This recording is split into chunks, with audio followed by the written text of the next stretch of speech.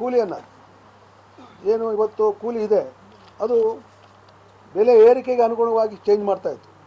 ಯಾವಾಗ ಇನ್ಫ್ಲೇಷನ್ನು ಜಾಸ್ತಿ ಆಗ್ತದೆ ಅದಕ್ಕೆ ರೇಟನ್ನು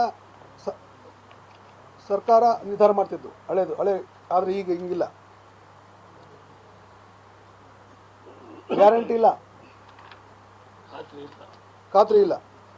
ಮತ್ತು ಏನು ಅನುದಾನ ಇದೆ, ಈಗ ನಾವು ಕರ್ನಾಟಕ ರಾಜ್ಯದಲ್ಲಿ ಸುಮಾರು 6,000 ಕೋಟಿ ಖರ್ಚು ಮಾಡ್ತಾಯಿದ್ವಿ. ಅದಕ್ಕೆ ನಾವು ಕರ್ನಾಟಕ ಸರ್ಕಾರದವರು 10% ಭರಿಸ್ತಾ ಇದ್ವಿ. ಆದರೆ ಹೊಸ ಪ್ರಪೋಸಲಲ್ಲಿ ಅವರು 60-40 ರೇಷಿಯೋ ಮಾಡಿದ್ದಾರೆ. ಅಂದರೆ 6,000 ಕೋಟಿಗೆ ನಾವು 40% ಅಂದರೆ 2,400-3,000 ಕೋಟಿ ಆಗ್ತದೆ. ಇದು ಎಲ್ಲ ರಾಜ್ಯ ಸರ್ಕಾರಗಳಿಗೆ ದೊಡ್ಡ ಹೊರೆ ಆಗ್ತದೆ. ಮತ್ತು ಈಗಿನ ಮನ್ರೇಗಾದಲ್ಲಿ ನೋ ಮೀಡಿಯೇಟರ್ಸ್, ಗುತ್ತಿಗೆದಾರರು ಇರಲಿಲ್ಲ.